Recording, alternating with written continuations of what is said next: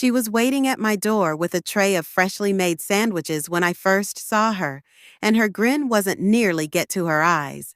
Assalamu alaikum, she softly replied. We just moved in next door, thought we'd say hello. Her name was Ayla, and she was from Uzbekistan like me. I recall noting the gold bangles on her wrist jingling softly, and how her gaze briefly swept past me and toward the interior of my house. Same language, customs, and recipes. Her husband was quiet, barely spoke more than a few words when we met. She had a toddler same as me, and instantly our kids became inseparable. She came over often, always brought something plav baklava or chai with cardamom. She had a way of complimenting everything. Your home is so warm, your husband is so polite, you look so lucky. At first, I didn't think much of it. She was charming, friendly. She made motherhood look effortless. Unlike me, always juggling a mess of toys, school runs, and a husband who barely spoke these days. Still, it felt good having a friend who understood our culture, someone I could speak my heart to in our mother tongue. But slowly I began to notice things, the way she always asked about my husband. Does he help with the kids? He's very fit for a man, with 2 children. One day she said something that sat wrong in my chest. If I had a husband like yours, I'd never stopped thanking Allah. My heart brushed it off, but my mind held on to it. One Friday afternoon, my husband came home late from work. His shirt was untucked, his face flushed. I asked if he'd been drinking with his coworkers. He looked offended. Don't start, he muttered. But something was off. He smelled different, not bad, not cologne, just not mine. I leaned closer and it hit me, a soft, powdery scent, one I'd smelled before on Ella's scarf.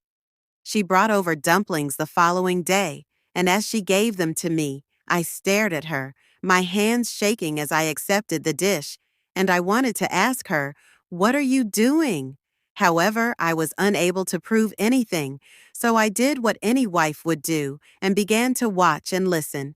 I noticed a subtle change in my husband's behavior as he was constantly checking his phone, silencing calls, laughing more when texting, and wanting to be wrong. I prayed to be wrong, but I wasn't.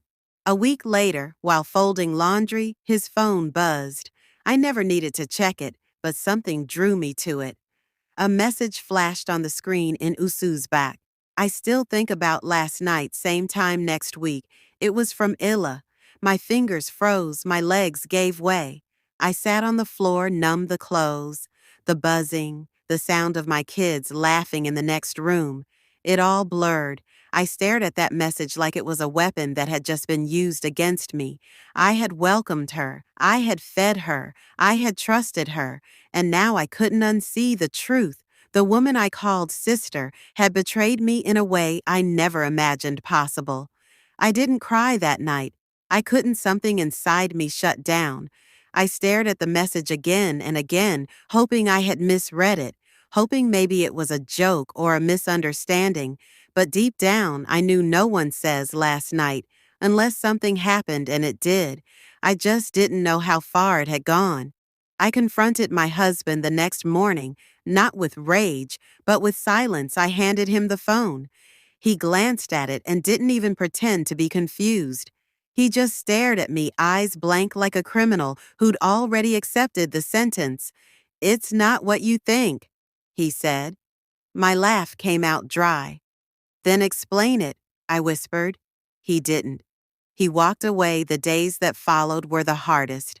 He didn't deny it, but he didn't confess either. He just became quieter, more distant, as though I was the one who had broken something. Ela stopped coming over, no messages, no excuses.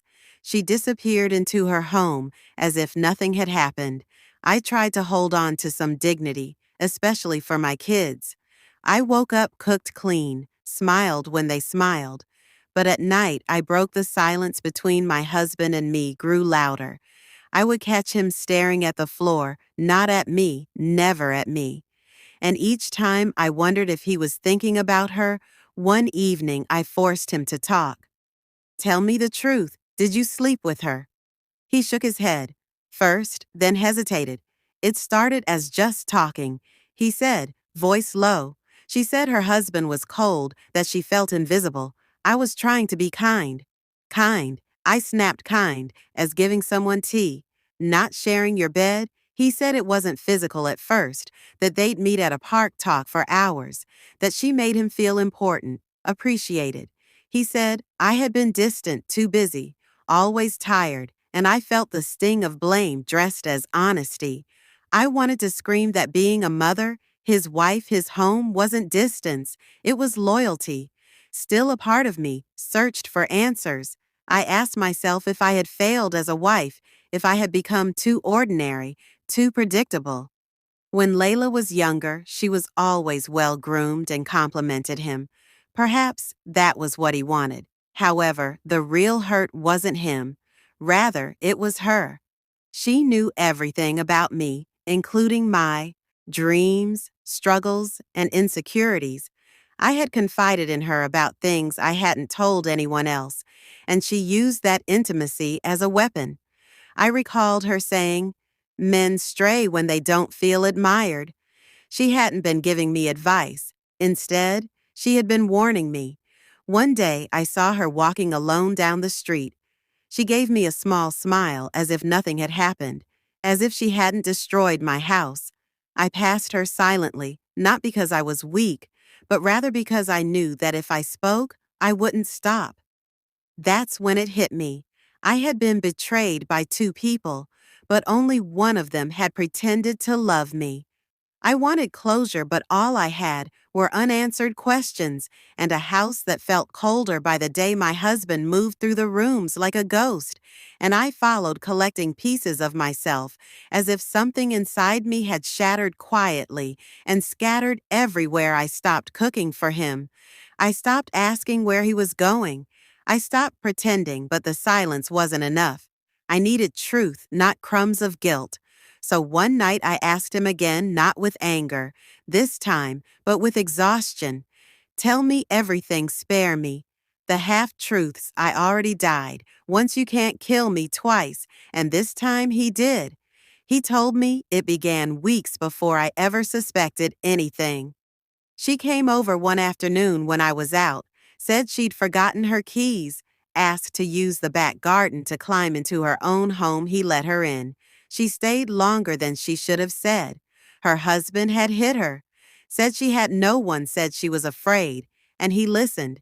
He told himself he was just being kind, but kindness turned into long talks, into secrets, into touches, into her leaning in into him, not pulling away. By the time he realized how far it had gone, it was already too late. He swore it wasn't physical at first, that the first kiss came after she cried in front of him. He said she kissed him and he let her, and then it kept happening. She would find reasons to come over when I wasn't home. They met in his car. They talked late at night. He said he felt alive again. Wanted seen every word felt like a cut to my chest. I asked him if he ever thought of the kids while sneaking around with her. He said I tried not to. That was worse than any confession. I sat in the living room that night, numb, remembering every little moment I had shared with her, how she had praised my home, how she had complimented my parenting, how she had laughed at my jokes while sleeping with my husband behind my back. The betrayal was surgical, slow, precise, intimate. It wasn't just about lust, it was about access. She got in because I opened the door. The worst part, she didn't even want him. She didn't love him. She just wanted what I had. Maybe it made her feel powerful. Maybe it gave her control. But once the affair was out, she vanished from both our lives like smoke. No apology, no shame, nothing. My in-laws blamed me, said I should have been more watchful, said I shouldn't have let another woman into my marriage. Their words were cruel, but I stayed quiet. I knew the truth, they just didn't want to face their son's disgrace. I didn't cry for him. I didn't cry for her. I cried for the woman I used to be, The woman who trusted too easily, forgave too quickly, and believed that loyalty protected you from betrayal. I was wrong. Betrayal comes dressed like love, and sometimes it wears your friend's face. I didn't scream. I didn't beg. I packed 2 bags, took my children, and left. The silence of that choice was louder than any fight I could have picked. He didn't try to stop me. Maybe he knew he had already lost. Or maybe he just didn't care enough to fight for what he broke. I moved into a small flat in East London. It wasn't much, just 2 bedrooms and a leaking tap. But it was mine. The first night I slept there, I laid awake staring at the ceiling, wondering who I was now. Not a wife, not a best friend, just a woman betrayed by the 2 people she trusted most. I joined a women's support circle not far from where I lived. They were Muslim women from all over Central Asia, some divorced, some abused, some simply lonely. I didn't have to explain much. They understood the quiet pain we were trained to swallow. They didn't ask why I left. They asked how I felt for once. Someone cared about that. One day I got a message on Facebook from an old schoolmate. His name was Miad. We hadn't spoken in years.